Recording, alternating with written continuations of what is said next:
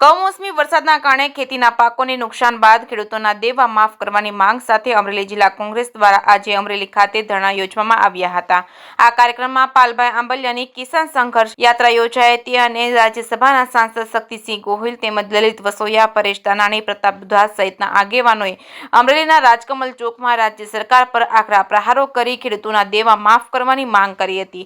સાથે જ ખેડૂતોની રેલી યોજી જિલ્લા કલેક્ટરને આવેદનપત્ર પાઠવવામાં આવ્યું હતું। અમરેલી જિલ્લા કોંગ્રેસના ખેડૂતો બચાવો સત્યાગ્રહ આંદોલનના આજે છઠ્ઠા દિવસે અમરેલીના રાજકમલ ચોક ખાતે ધરણા યોજાયા હતા। રાજ્ય સરકાર દ્વારા જાહેર કરવામાં આવેલા રાહત પેકેજને વખોડી કાઢતા કોંગ્રેસ દ્વારા ખેડૂતોના દેવા માફ કરવાની માંગ ઉઠાવી હતી। અમરેલીના રાજકમલ ચોકમાં મોટી સંખ્યામાં ખેડૂતો ટ્રેક્ટર લઈને પહોંચ્યા હતા। સાથે રેલી સ્વરૂપે આવેદનપત્ર આપવામાં આવ્યું હતું। કેસી ગુજરાતી સાથે જૈનિક સોજિત્રા અમરેલી। કિસાન સન્માન યાત્રા સાથે કિસાન આક્રોશ યાત્રા આજે ગુજરાતની અંદર સોમનાથથી ચાલુ થઈ અને અમરેલીના પાદરમાં આવી ત્યારે સાથે સાથે અમારું ધરણા પ્રદર્શન ખેડૂત સત્યાગ્રહ સાવણી મારફત વડિયાથી શરૂઆત થઈ અને અમરેલી આજે પૂર્ણ થયું। કલેક્ટરમાં આવેદન અપાણું, ખેડૂતોના દેવા માફ કરો, બાકીની વાતો બંધ કરો। ખેડૂતોના દેવાની વાતોની અંદર ગઈકાલે ભારતીય જનતા પાર્ટીની સરકારે ક્રૂર મશ્કરી કરતું એક પેકેજ આપ્યું। વાતોના ફિગરમાં ખેડૂતોને એક લાલી આવી ગયું, એમ ખુશખુશાલ થાય એવી ભાષાનો ઉપયોગ થાય। મસ્ત મોટું પેકેજ આપ્યું। કેટલું મોટું? 2 હેક્ટરના 44,000 એટલે પ્રતિ વીઘે અમરેલી જિલ્લાનો હિસાબ કર્યો, પ્રતિ વીઘે ખેડૂતોને 3520 રૂપિયા જેવું પેકેજ જાહેરાત કર્યું। ગઈકાલે મેં 5 ખેડૂતની મુલાકાત લીધી। એ ખેડૂતો બિચારો બાપડો એની જે વાતને અને વ્યથાને વેદના સાંભળી કે પ્રતિ વીઘે 1.5 મણનું વાવેતર સિંગનું થાય। ગુજરાત સિંગ હોય તો 1.5 મણ થાય, અન્ય સિંગ હોય તો 2 મણ થાય। સિંગના બિયારણના પૈસા નથી થયા। ખેડૂતોના મજૂરી જે લાગે એ 5 દિવસની મજૂરીના પૈસા નથી થયા। રહોડામાં ગૃહિણીનું મોટું પેકેજ આપ્યું એવું ક્યારેક બોલતા હોય, પણ પેકેજની અંદર નમક અને ચટણી બરાબરનું આ પેકેજ છે। ખેડૂતોની તાડપત્રીના પૈસા નથી થયા ત્યારે ખેડૂતોના દેવા માફ થાય બુલંદ વાત સાથે આવનાર દિવસોમાં ગામડે ગામડા ખૂંદવાના છે। ખેડૂત સત્યાગ્રહ સાવણી એ આખા ગુજરાતભરમાં જશે।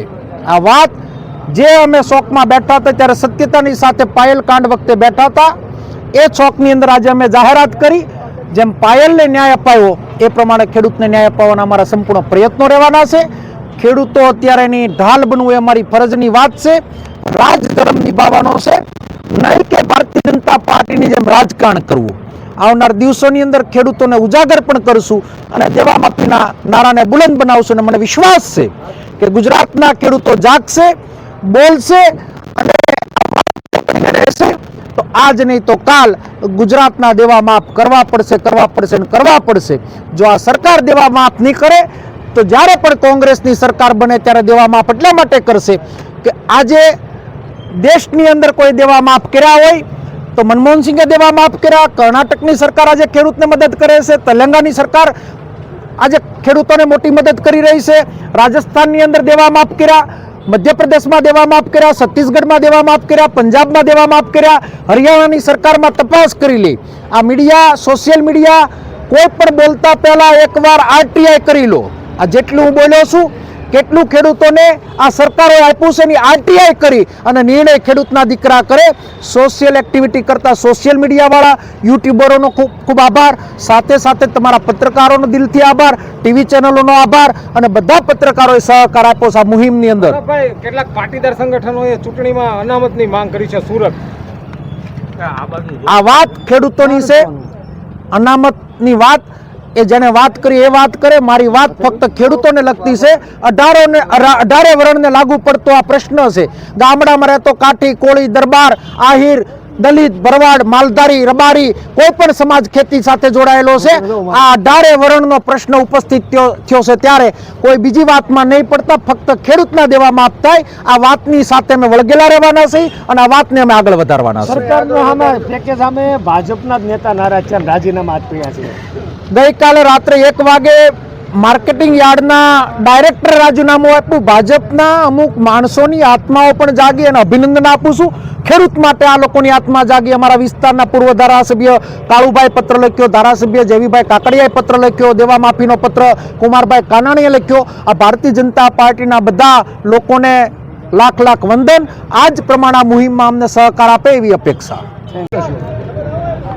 આપણો દેશ એક કૃષિ પ્રધાન દેશ છે અને કૃષિ પ્રધાન દેશમાં ખાસ કરીને આપણા ગુજરાતમાં કાલે સરકારે પણ સ્વીકાર્યું કે વર્ષો પછી એવી પરિસ્થિતિ પેદા થઈ કે જ્યારે ખેડૂતોનો માલ દિવાળી ઉપર સંપૂર્ણ તૈયાર થયેલો હતો અને ત્યારે એકાદું ઝાપટું કે થોડો વરસાદ નહીં, લગાતાર વરસાદ પડ્યા કર્યો. પરિણામે જે આ બિયારણથી માંડીને ખાતર, નિંદામણ તમામ ખર્ચાઓ ખેડૂત કરી ચૂક્યો હતો અને માલ તૈયાર હતો, મોઢામાં કોળિયો આવે. એ સમયે સતત વરસાદથી સંપૂર્ણપણે પાક ધોવાઈ ગયો, ખેડૂત બરબાદ થયો, ખેડૂતો આત્મહત્યા કરવી પડે એવી સ્થિતિ થઈ અને આત્મહત્યા કરી રહ્યા છે. ત્યારે સંવેદનશીલતા સરકારમાં ઊભી થાય એ માટે હું અભિનંદન આપીશ. જાગૃત ખેડૂતોને, મીડિયાના મિત્રોને, યુટ્યુબરોને, સોશિયલ મીડિયાને, વિરોધ પક્ષના મિત્રોએ ભેગા થઈને અવાજ બુલંદ ન કર્યો હોત તો કાલે સરકાર બોલી એટલું બોલી ના હોત. પરંતુ એ જે જાહેરાત થઈ છે એ માત્ર ને માત્ર 2 હેક્ટર માટે. શા માટે? જેનું જેટલું વાવેતર એને એટલું વળતર. અને આ માંગવાની, આ પૈસા માંગવાની ખેડૂતને જરૂર જ ના પડત જો પાક વીમા યોજના આખા દેશના તમામ રાજ્યો માટે પાક વીમા યોજના છે. ખેડૂતો વીમાનું પ્રીમિયમ ભરે, આવી પરિસ્થિતિ થાય તો વીમો એને પૂરો મળી જાય, કોઈ તકલીફ ના પડે. 2020 ઓગસ્ટથી ગુજરાત સરકારે અને કેન્દ્રની ભાજપની સરકારે ગુજરાતના ખેડૂતો માટે પાક વીમા યોજના સંપૂર્ણ બંધ કરી દીધી. એટલે ખેડૂતને આત્મહત્યા કરવી પડે એવી સ્થિતિ પેદા થઈ. જો વીમો હોત, આપણી પાસે ગાડી હોય છે, શહેરમાં રહેનારા લોકો આપણા સૌના પાસે, એ ગાડીનો અકસ્માત થાય, આપણને ચિંતા નથી કે મળવાપાત્ર વીમો મળી જવાનો છે, મેં વીમાનું પ્રીમિયમ ભર્યું છે. આખા દેશના ખેડૂતોને આ લાભ મળે છે. માત્ર ગુજરાતને 2020 ઓગસ્ટથી ભાજપની સરકારે વીમો બંધ કર્યો, એના કારણે ખેડૂતો બરબાદ થાય છે. ત્યારે 2 હેક્ટરની મર્યાદા ના જોઈએ, જેનું જેટલું વાવેતર એને એટલું વળતર મળવું જોઈએ. ખેડૂતોની આ મુશ્કેલી સરકારના પાપે ઊભી થઈ, કારણ કે સરકારે વીમા યોજના બંધ ન કરી હોત તો ન થાત.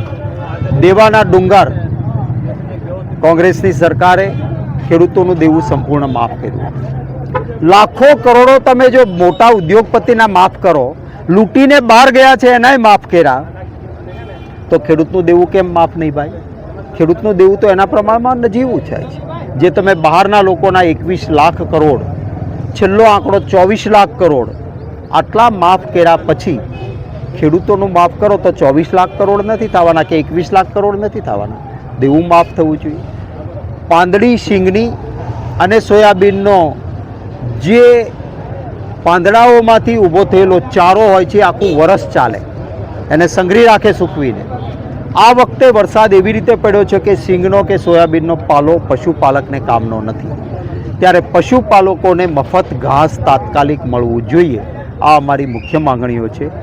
અવાજ ઉઠાવીએ છીએ, ખેડૂતો માટે લડીશું અને ગુજરાતના તમામ મિત્રો જગતનો તાત મુશ્કેલીમાં છે ત્યારે સરકાર પર દબાણ લાવે, સરકારને પણ સદબુદ્ધિ આવે અને નાટક ના કરે. ભૂતકાળમાં 2009માં હીરા ઉદ્યોગમાં મંદી આવી, મેં વિધાનસભામાં પ્રશ્ન ઉઠાવ્યો, બહુ જ આંદોલન થયા, તો 1200 કરોડનું પેકેજ સરકારે જાહેર કર્યું. હું રાજી થયો કે ચાલો ભાઈ હીરા ઉદ્યોગને મળશે પૈસા. 1 વર્ષ પછી મેં વિધાનસભામાં પ્રશ્ન પૂછ્યો કે આ 1200 કરોડમાંથી હીરાવાળાને કેટલા મળ્યા? વિધાનસભામાં મને જવાબ આપ્યો 0. એક પણ લાભાર્થીને 1 પણ રૂપિયો ના આપ્યો. આવી જાહેરાતોનો કોઈ મતલબ નથી. Thank you.